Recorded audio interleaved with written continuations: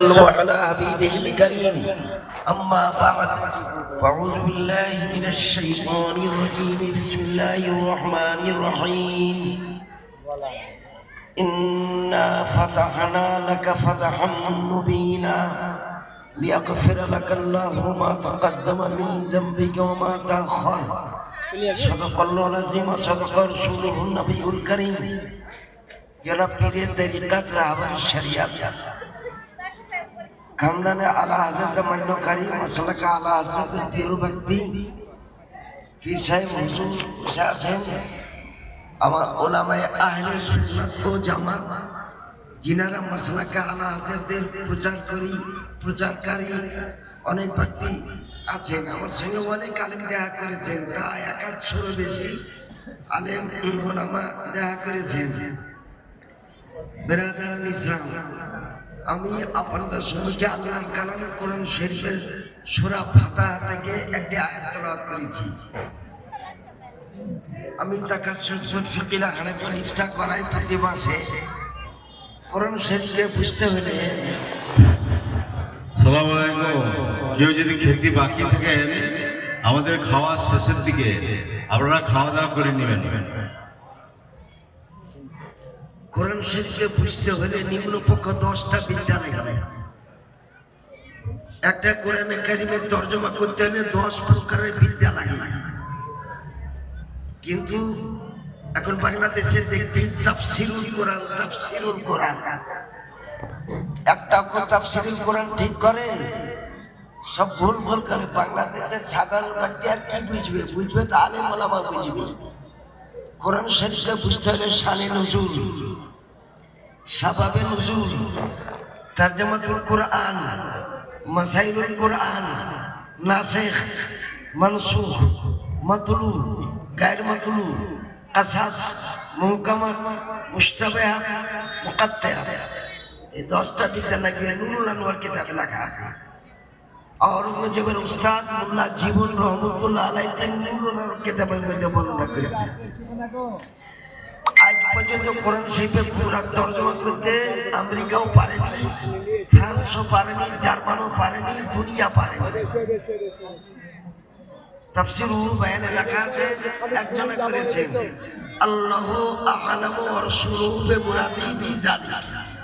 আল্লাহ এবং আল্লাহ রাসূল তিনি জানেন।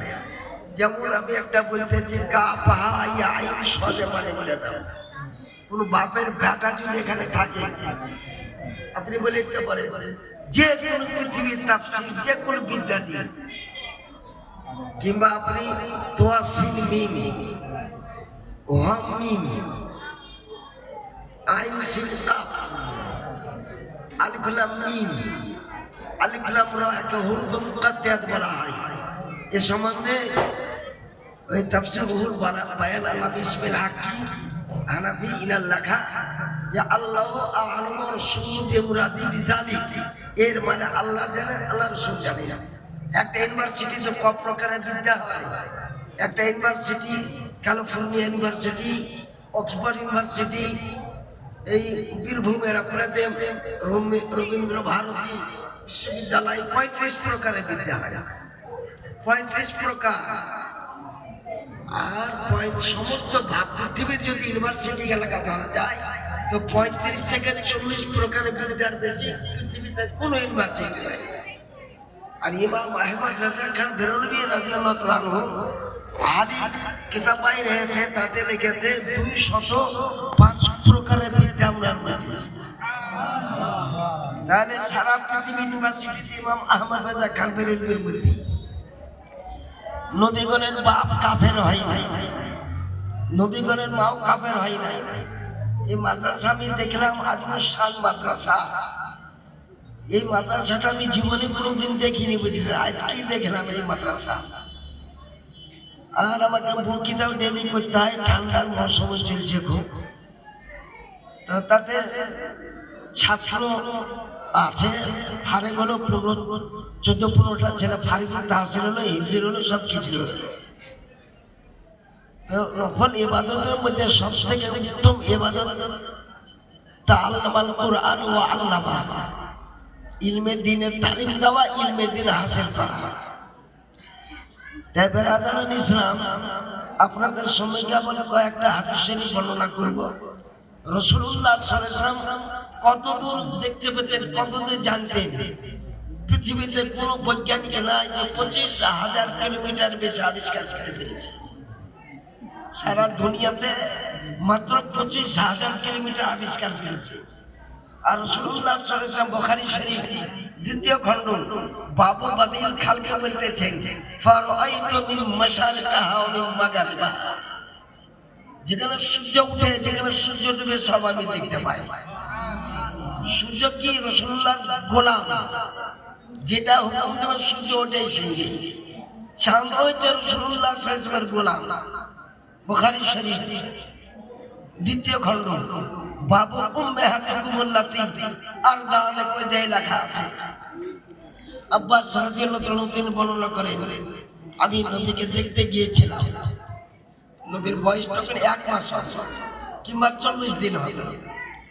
আমি দেখলাম ওয়া মুআল্লিমুল মালাকুত জিবরিল আমিনকে বলা হয়।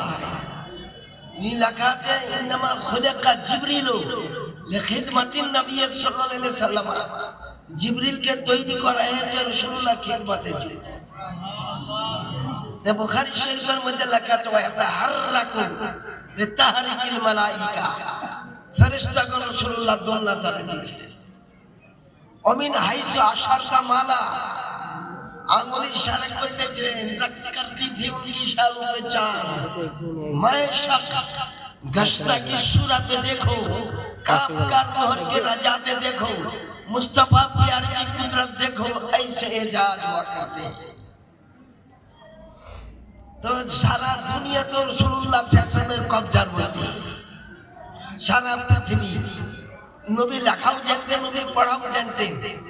আজকাল হোয়াটসঅ্যাপে দালালি চলছে, কিছু স্কুলের মাস্টারেরা আর কিছু ছাত্ররা বলে তারা হোয়াটসঅ্যাপ কিংবা ইউটিউবে দেখছে একটা লোক বলেছে বাংলাদেশ মিজানুর রহমান যে রাসূলুল্লাহ লেখাপড়া জানতেন না, নবী লেখাপড়া জানতেন না।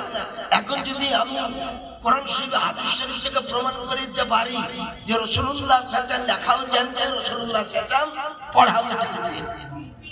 বুখারী শরীফ 2য় খণ্ড বাবু মাগাজিন নবী সাল্লাল্লাহু তাআলা আলাইহি ওয়াসাল্লাম, জঙ্গে বদরে জয়লাভ করার পর রাসূলুল্লাহ সাল্লাল্লাহু আলাইহি ওয়াসাল্লাম ৭০ জন কয়েদিকে ধরে এনেছে। আর ৭০ জন কতল হয়েছে। রাসূলুল্লাহ সাল্লাল্লাহু আলাইহি ওয়াসাল্লাম বলেন কয়েদিদের হাতকে ঢিল করে দাও, কারণ কিয়ামত পর্যন্ত সাক্ষী যাতে না থাকে যে কয়েদির হাতকে কেউ কষে কেটে ফেলতেছে। হাতের বাঁধন খুলে দাও, কোমরে দড়িয়ে খুলে দাও। নীল গগনের তলে তাদেরকে জেল দিলাম, তোমার ইচ্ছায় পালিয়ে যেতে পারো, ইচ্ছায় ছেড়ে দিতে পারো। 4000 দিরহাম করে তোমাদের জরিমানা থাকলো। 4000 দিরহাম, একটা দিরহাম 1.5 ভরি চাঁদিতে একটা দিরহাম হয়। 1.5 ভরি চাঁদিতে একটা দিরহাম হয়, তাহলে একটা দিরহামের 1500 টাকা দাম। 4000 দিরহাম কত টাকা? কিছু কিছু লোক বলে হুজুর আমাদের কাছে টাকা এখানেও নাই, বাড়িতেও টাকা নেই, অন্য কোনো ব্যবস্থা করে। বলে আমার মদিনা 10টা বাচ্চাকে যদি এখনই জ্ঞান শিক্ষা দিতে পারো তবে তোমাদের যে নদীর দিয়ে দিই। সকলেই বসে গেলেন, যারা টাকা দিতে পারলেন, যারা পারলেন না তারা বসে গেলেন। যাবে দলে 10টা ছেড়েছে। 15 দিন পর রাসূলুল্লাহ সাল্লাল্লাহু আলাইহি ওয়াসাল্লাম জাবেরের দলে যে বসে, দেখি তোমার সিলেটটা, জাবেরের সিলেটটা লিখে। জাবের বলা বাচ্চা ছিল, তোমার সমস্ত অক্ষরটা ঠিক হয়েছে, 2টা অক্ষর ঠিক হয়নি। কোনটা কোনটা হুজুর বলে মিম আর নুন ঠিক হয়নি। মিম আর নুন, যে ব্যক্তি লেখাপড়া জানে না কোনটা মিম আর কোনটা নুন কি করে বুঝবে? আবার লেখো। জাবের বলেন আবার লিখলাম মিম আর নুন, হুজুর বলেন ঠিক হয়নি। আবার লেখো, আবার লিখলাম, হুজুর বলেন ঠিক হয়নি। জাবের বলে 10 বার লিখেছিলাম, একবার নয় 10 বার। হুজুর বললেন যে ঠিক হয়নি। ইউ আল্লিমনি ইয়া রাসূলুল্লাহ সাল্লাল্লাহু আলাইহি ওয়াসাল্লাম, কেমন করে মিম লিখতে হয়, কেমন করে নুন লিখতে হয়, আপনি এটা শিক্ষা দেন।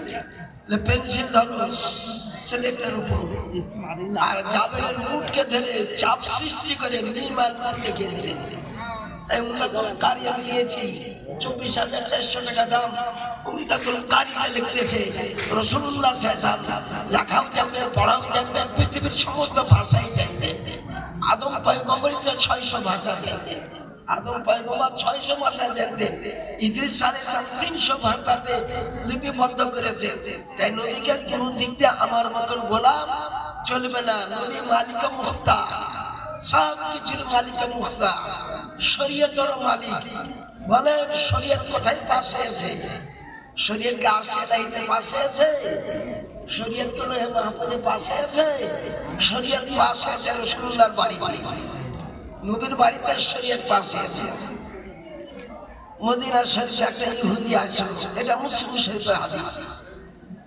ইহুদি এসে বলতে যে হুজুর ইসলাম ধর্মটা খুব ভালো, এরা যাকাত দেয়, ফিতরা দেয়, কুরবানি দেয়, গরিবকে গোশত দেয়, সব কিছুই দেয়। আমি ইসলাম ধর্ম কবুল করবো হুজুর, একটা জিনিস আমাকে মাপ দিতে হবে। ওটা যদি মাপ দেওয়ার ওয়াদা দেন তা আমি এখনই ইসলাম কবুল করে নেব। হুজুর আলাইহিস সালাম বলেন তুই কালেমা পড়ে মুসলমান হয়ে যা। ও কালেমা পড়ে নিল লা ইলাহা ইল্লাল্লাহু মুহাম্মাদুর রাসূলুল্লাহ। কোনটা মাপ নেই বাবা? নামাজটা মাপ দিতে হবে। নামাজ পড়া ফরজ আইন, দলিলে কাতঈ থেকে প্রমাণ। কোন পীরও মাপ দিতে পারবে না, গৌসও মাপ দিতে পারবে না, খাজা, রাজা, মুফতি, মুজাদ্দিদ, মুজতাহিদ কেউ নামাজ মাপ দিতে পারবে না। আর ওটাই বুঝে আমাকে মাপ দিতে হবে। তো হুজুর আলাইহিস সালাম বলে ফজরের টাইমে তো কোনো কাজ নাই, ওই নামাজটা পড়ো। বলে বেলা 7টা নাইলে হুজুর আমি রুমতেই পারি না, ও নামাজটা মাপ দিতে হবে। বলে যা তোকে ফজর নামাজ মাপ দিয়ে দিলাম, জীবন ভরের জন্য মাপ দিয়ে দিলাম। জোহরটা পড়ো। বলে জোহর কাজ করতে যাই, ইহুদির বাড়িতে কাজ করি, 140 স্থলে কুয়ার পানি, এক বানা বালতি আমাকে টেনে তুলতে হয়। আর ওখান থেকে মাথায় করে 1/2 কিলোমিটার বয়ে 40টা খেলে 40 বালতি পানি দিয়ে যেতে হয়। 5 মিনিট যদি দম নিই তো 5টা বেত্রাঘাত করে, এমন জোরে নামাজ পড়তে পারবো না। বলে আসল পড়ো। বলে এত দেরি করে ছুটি দেয়, বাড়িতে যেতে সহ্য করে যায়। আসলটা মাপ দিতে হবে। তবে তুমি কি করবে? বলে ইন্নী লাম উসাল্লি ইল্লা সালাতাইন, আমি 2 ওয়াক্ত নামাজ পড়বো, মাগরিব আর এশা। ফাকাবিলা যালিকা নবী সাল্লাল্লাহু আলাইহি ওয়াসাল্লাম, কবুল করেন রাসূলুল্লাহ সাল্লাল্লাহু আলাইহি ওয়াসাল্লাম। উনি জীবন ভোর ওই 2 ওয়াক্ত নামাজ পড়ে 3 ওয়াক্ত স্বয়ং রাসূলুল্লাহ মাপ দিয়ে দিলেন। তাহলে আপনি বুঝতে পারলেন যে নবী শরীয়তের মালিক মুখতার, হাকিম রাসূলুল্লাহ সাল্লাল্লাহু তাআলা আলাইহি ওয়াসাল্লাম। আমি একটা এর মধ্যে ভাষ করতে গিয়েছিলাম, কিয়ামতের প্রান্তরে বিচারটা কে করবে? কিয়ামতের প্রান্তরে বিচার কে করবে? বলে কিয়ামতের প্রান্তরে রাসূলুল্লাহ সাথে বিচার করবে। এই 100 মন মিলিয়ে আমাকে ডাক দিল ভাষ করার জন্য। তাই বললাম তুমি সারা কায়দা সাবিয়া পড়নি, মানতে করে কোন কিতাব পড়নি, তাহজিবটা পড়নি, মেকারটা পড়নি, উচ্চমানের আমি খাজা মুজাফফরের ছাত্র। আমি কাজী শরিয়ার কাছে 5 বছর ধরে পড়েছি। আমি মুক্তাজম হিন্দের কাছে বাইত গ্রহণ করা ব্যক্তি। রাহনে মিল্লাহ তোমাকে খিলাফত পর্যন্ত দিয়েছে। তো আচ্ছা বলো তো হাসরটা হাদিস না গায়ের হাদিস? এটা মানতে গেলে একটা ভাষা বুঝা, ধ্বংসশীল না অধ্বংস? হাসর প্রান্তটা ধ্বংস না অধ্বংস? আরবিতে বলে হাদিস ধ্বংসশীল না গায়ের হাদিস না অধ্বংস? আচ্ছা বলো তো মিজান যা ধ্বংসশীল না অধ্বংস? মিজান, দাড়ি পাল্লা, এগুলা সব হাদিস, সব ধ্বংসশীল। হাসর প্রান্ত ধ্বংসশীল, আর ধ্বংসশীল জায়গাতে আল্লাহ রাব্বুল আলামিন জানেন। আল্লাহ ধ্বংসের জায়গাতে জানলে আল্লাহ মাকান থেকে পাক, আল্লাহ চলা থেকে পাক, আল্লাহ বসা থেকে পাক। এই তো সারাটাই দেনা পাস। এবং থেকে একবার আমি তাকাসুস করা থেকে একবারের মধ্যে লেখা আছে আল্লাহ এই সমস্ত পাক। আল্লাহ বিচার করে করতে আসে, আমাকে বুঝিয়ে দেয় দলিল মোতাবেক। তো বলে আপনি বুঝান হুজুর, বলে মিশকাত শরীফ দ্বিতীয় খণ্ড বাবা ফাদাইলের সাইয়্যিদুল মুরসালিন লেখা আছে আনাল হাশিরুল্লাযী ইহশারুন নাস আলা কাদামিয়া। আমি হাসর দেনওয়ালা, আমার দুই পায়ের মাঝখানে সারা দুনিয়া লোকের হাসর হবে। হাসর করা হবে, নবী ওইখানে সব পুরুষেরা থেকে থাকবেন, নবী হুকুমে আবু বকর সিদ্দিক থাকবেন, উমর ফারুক আযম থাকবেন, হযরত আলী থাকবেন, সব গোটা হাসর প্রাঙ্গণকে ঘেরাও করে নেবেন। এবং নবী বলে আমার একটা উম্মতি যদি আহলে সুন্নাত ওয়াল জামাত মাসলাকে আলা আদাত হয়, একবার যদি কালেমা পড়ে লা ইলাহা ইল্লাল্লাহ মুহাম্মাদুর রাসূলুল্লাহ সাল্লাল্লাহু আলাইহি ওয়াসাল্লাম, ওকে জান্নাতে না নিয়ে যাওয়া পর্যন্ত আমি জান্নাতে পাই ঠেকাবো না। বেরাদার ইসলাম, তো মাদ্রাসা আসল উদ্দেশ্য নবীকে চিনা, পয়গম্বরকে চিনা। তো নবী লেখাপড়ায় জানতেন। একজন বলছে এই রাসূলুল্লাহর মুখে বন্ধ ছিল আব্দুর রাজ্জাক বিন ইউসুফ, বাংলাদেশ।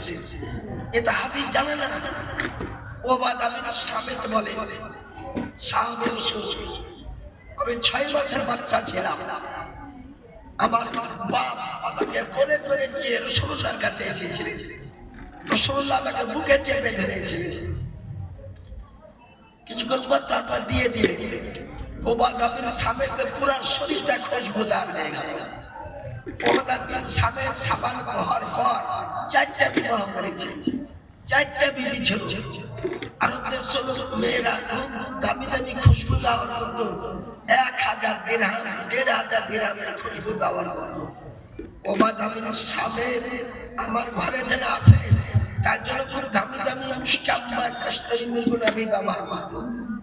কিন্তু ওবাদ বিন সামেত যখন যেতেন, ওদের খুশবু বন্ধ করে যেত, খুশবু কমজোর করে যেত এর গায়ের খুশবুর কাছে। তাই 4 জন বিবি জমা হয়ে একদিন বললেন, আপনি কি খুশবু ব্যবহার করেন? মানে কোনো খুশবু ব্যবহার করি না।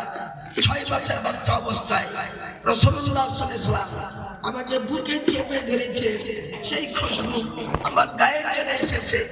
পৃথিবীর কোন খুশবু আর আমার রাসূলের খুশবুকে পরবর্তী কেউ বলতে পারবে না। যাদের রাদিয়াল্লাহু বলেন বিবাহ রাগ করে বসেছিলেন, বলে নবীর দিন নামাজে বিবাহ করতে যাও, বলে কমপক্ষে নবীর একটা সুন্নাত আদায় করো, নবীর একটা সুন্নাত আদায় করাও। বলে কি আদায় করবো, গুরুবাতের অবস্থা, বলে একটা খুশবু একটু আমাকে দিয়ে দাও। জাবেরের মা বলেন 1 টাকাও ছিল না, তাই দোকানদারের কাছে গেলে 1 টাকার আতর ধারে দাও, কেউ ধারে দেয় না। তো জাবের মা বললেন আচ্ছা বসো, এক জায়গা থেকে খুশবু আনতেছি। মিন অক্তি জহিরা, তখন জোহরের নিকটবর্তী টাইম ছিল, গরমের দিন ছিল। হুজুর আরাম করতেছিলেন, নবীর গায়ের ঘামকে চুইয়ে চুইয়ে শিশিতে পুরে নিলেন। আল্লাহ বাটা ওহুরির পেশানিতে গিলমানের শরীরে জান্নাতুল ফেরদাউসে পৃথিবীর কোন জায়গাতে এত দামি আতর পাবে না যত দামি আতর তোমাকে আমি এনে দিলাম। জাবের তিনি আতরটা মাখে উমর ফারুক আজম কষ্টরি ব্যবহার করেছিলেন। উমর ফারুক আজম বলেন কি খুশবু ব্যবহার করে এসেছো? আপনি সুলতানে মদিনা, মোহব্বতে ওহি ও সকিনা, নূর সে মামুন সিনা, মুশক সে বেহতর পসিনা। আজ বলতেছে যে নবীর গায়ে মুখে গন্ধ ছিল, তো ও মুসলমান থাকবে না কাফের হবে? যে রাসূলুল্লাহ তাওহীদ করে, এই কারণে মা মুহাম্মদ রাজা খান বেরুলি বলেছেন যে নবী তাওহীদ করে সেই ব্যক্তি পাকা কাফের। এদের মান শাক্কা ফি কুফরিহি ওয়া আযাবিহি ফাকাত কাফার। ওই তাওহীদকারী ব্যক্তির আযাব এবং কুফর হওয়াতে যে সন্দেহ করবে সে পর্যন্ত কাফের হয়ে যাবে। আমরা কে নবীর গোলাম? বলে হাদিস শরীফ থেকে প্রমাণ করে। মুসলিম শরীফ দ্বিতীয় খণ্ডে হাদিস শরীফ আছে। হাদিস শরীফ রাবি আব্দুল্লাহ ইবনে মাসউদ রাদিয়াল্লাহু তাআলা তিনি বলেন আমি জঙ্গে বদরে কোনো লড়াই বীর ছিলাম, আমার ঘোড়া ছিল না। আমাকে মারার জন্য আরবের কাফেররা 4টা ঘোড়া ফিট করেছিল। আমাকে সেই মরুভূমিতে 100 কিলোমিটারের বেশি আমাকে দৌড়াতে দিয়েছে। আবু মাসউদ বলে অবশেষে আমি আমার বল্লমটা দিয়ে মেরে দিলাম বিপক্ষ দলকে পরাজিত করে জঙ্গে বদলে জয়লাভ করি। তাই আবু মাসুদ বাদী বলেন, আমি খুব গনিমতের মাল পেয়েছিলাম, অনেক টাকা পেয়েছিলাম, সেই টাকা দিয়ে একটা পাথরের বিল্ডিং দুতলা করেছিলাম। একদিন আমি দুতলার উপর আমার বেগমকে নিয়ে বসে আছি, হঠাৎ একটা বাচ্চা 10-12 বছরের একটা বাচ্চা আমার গেটের কাছে এসে আরবের বাচ্চারা ভিক্ষা চায় না দেখে। আমি মক্কা হজ করে এসেছি, আরবের বাচ্চা আপনি দেখতে পাবেন না, ওই আপনি মালয়েশিয়া পাবেন, আপনি শাম দেশের পাবেন, ইত্যাদি দেশের পাবেন। আরো কোনো বেটা ছেলে কিনা মেয়ে ছেলে ওরা ভিক্ষা করে না। এই ছেলেটাকে আবু মাসুদ বদরি বলেন, আমি উপর থেকে আসলাম, সব কথাই জিজ্ঞাসা করেছিলাম, কিন্তু তোমার বাড়িটা কোন জায়গাতে এই কথাটা জিজ্ঞাসা করে। তার গায়ে জামা ছিল না, পরনে একটা কম্বল ছিল। কি খবর, তুমি 4 ঘন্টা ধরে দাঁড়িয়ে আছো, একটা কাজ দেন। আমার বাড়িতে খুব অভাব, বাবার খোরাকের কি ব্যবস্থা করতে হবে, আপনি একটু কাজ দেন। বলে কি কাজ দিব, কি কাজ দিব, এত ছোট বাচ্চা, এই উঠনিটার বাচ্চা হয়েছে, এর খোরাক টোরাক তুমি দিতে পারলি তোমাকে পুরা বেতন, বড় মানুষের সমাজ পুরা বেতন দেব। ওইখানে কাজ পেতালের 15 দিন পর তিনি দেখছেন বাচ্চাটা গায়ের পাশে কয়েকটা পাথর নিয়ে খেলা করতেছিল। আমি আবু মাসুদ বদরি জঙ্গে বদরে লড়াই বীর বরদাস্ত করতে না পেরে ভিতরে গেলাম। জঙ্গে বদরের যে দৌড়াটা নিয়ে গিয়েছে ওই দৌড়াটা নিয়ে আইলাম। আমার বিবিও বুঝতে পারেনি, সোমবার দাঁড়াবা বাচ্চার পিঠের উপর আমি একটা বুঝেছেন আঘাত করে দিলাম। কত জোর আঘাত করেছিল, বাচ্চাটা জমিনে পড়ে গিয়েছিল। আর বাচ্চাটা কি বললো, আউযু বিল্লাহ, আল্লাহর দরবারে পানাহ তলব করতেছি, তুমি আমাকে মাফ দাও। সুসমা দাঁড়াবা, ও মত অবস্থা আর একটা চাবুক মেরে দিল। ছেলেটা কি বললো, কিতাবটা আমার কাছেই আছে, এমন মনে করেন যে কিতাবটা সঙ্গে করে আনিনি। তখন বাচ্চাটা বলে, আউযু বিরাসূলিল্লাহ সাল্লাল্লাহু আলাইহি ওয়াসাল্লাম, রাসূলুল্লাহ পানাহ তলব করতেছি, তুমি আমাকে মাফ দাও। ফাসাকাতা, তোরাকে ফেলিয়ে দেব। আমার নবীর পানাহ তলব করতেছে, আজ থেকে জিন্দেগিতে কোনোদিন গোলাম বলে ডাকবো না, কোনোদিন খাদেম কিংবা চাকর বলে ডাকবো না। তারপরে রাসূলুল্লাহ সাল্লাল্লাহু আলাইহি ওয়াসাল্লাম বলে, আল্লাহর দোহাই দিল, তবুও তুমি শুনলে না, আর আমার দোহাই দিল তখন তুমি ছেড়ে দিলে, তার মানে কি? আবু মাসুদ বদরি বলতেছে, আল্লাহকে আমি মানি, আল্লাহকে বিশ্বাস করছি, না থেকে বিশ্বাস করেছি, কিন্তু হুজুর জান্নাতকে আমি কোনো দেখিনি, কোনোদিন দেখি আপনার কথায় জান্নাত বিশ্বাস করেছি, আপনার কথায় দুটো বিশ্বাস করেছি, আপনার কথায় সব কিছু বিশ্বাস করেছি। তাই হুজুর ছেলেটা আউযু বিল্লাহ এই হাদিস থেকে 1400 হিজরি মুজাদ্দিদ আযম ইমাম আহমদ রাজা খান বেরলুই বলতেছেন, আল্লাহর পানাহ তলব করা যায়, সাহাবীর পানাহ তলব করা যায়, নবীর পানাহ তলব করা যায়, পীরের আস্তানাতেও সেটা তলব করা যায়, পীরের দরবারে যেতে মানত মানা যায়। ঠিক আছে, আগে দরুদ পাঠ করেন, আল্লাহুম্মা